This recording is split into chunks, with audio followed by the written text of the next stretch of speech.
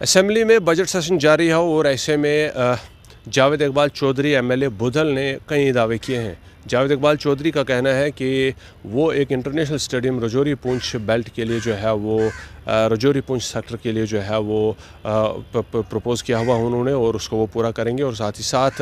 वहाँ उस इलाके की बेहतरी के लिए इंडस्ट्रियल जो इन्वेस्टमेंट है उस पर फोकस करने की भी जो है वो उन्होंने यकीन दहानी करवाई है। उनका कहना था कि इस रीजन के लिए 10,000 करोड़ की जो इन्वेस्टमेंट है इंडस्ट्रियल इन्वेस्टमेंट 2019 में जो है वो की गई थी, जिसमें रजौरी को 15 करोड़ और पुंछ को 7.5 करोड़ की जो है इन्वेस्टमेंट दी गई थी। लेकिन ऐसे में इस मामले इस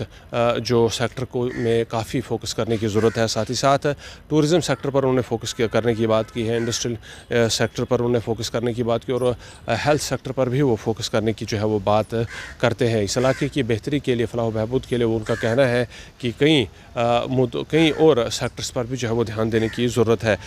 हेल्थ सेक्टर की अगर हम बात करें तो वो टेली मेडिसिन को इंट्रोड्यूस करने की वो जो है वो बात करते हैं और कहते हैं कि इसको प्रैक्टिस किया जाना चाहिए, क्योंकि ये जो ऑप्शन है ये सक्सेसफुल हो सकता है इन पहाड़ी इलाकों पर। और साथ ही साथ उनका कहना था कि बुधल पर सवाल पूछे जाने पर एमएलए बुधल जावेद इकबाल चौधरी का कहना है कि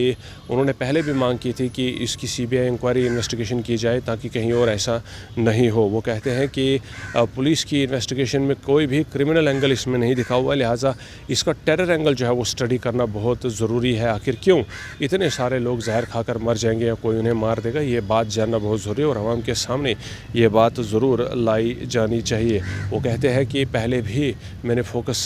किया था कि आखिर इसकी इन्वेस्टिगेशन जो है वो कराई जाए ताकि कहीं और ऐसा नहीं हो, और अब जब कठुआ में ऐसा हुआ तो उसे भी दबाने की जो है वो कोशिश की जा रही है।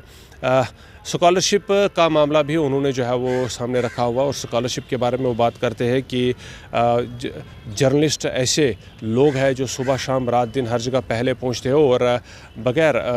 अपनी जान की फ़िक्र किए हुए ऐसी जगहों पर पहुंचते हैं जहां पहुंच पाना मुश्किल होता है। लिहाजा पुराने दौर में जिस तरह फैसिलिटीज़ दी जाती थी एक बार फिर से वैसी फैसिलिटीज़ देने पर उन्होंने यकीन दहानी करा। उनका कहना है कि सोशल सिक्योरिटी जो है वो दी जानी चाहिए और उसके अलावा हाउसिंग फैसिलिटी भी जो है वो जर्नलिस्ट्स को दी जानी चाहिए। जावेद इकबाल चौधरी ने यह आज मीडिया से बात करते हुए कही है और साथ ही साथ अपने इलाके की जब उनसे पूछा गया कि क्या हेल्थ सेक्टर, क्या वहाँ के एजुकेशन सेक्टर पर ज़्यादा ज़ोर नहीं दिया जाना चाहिए, तो उनका कहना था कि ऐसा ज़रूर होगा और यहाँ पर एजुकेशन सेक्टर को बेहतर किया जाएगा और साथ ही साथ प्राइवेट स्कूलों के फ़ीस स्ट्रक्चर को भी रेगुलेट किया जाएगा। जावेद इकबाल चौधरी ने आज ये बातें कही है, असेंबली में थे वो और बजट सेशन अटेंड कर रहे थे और ऐसे में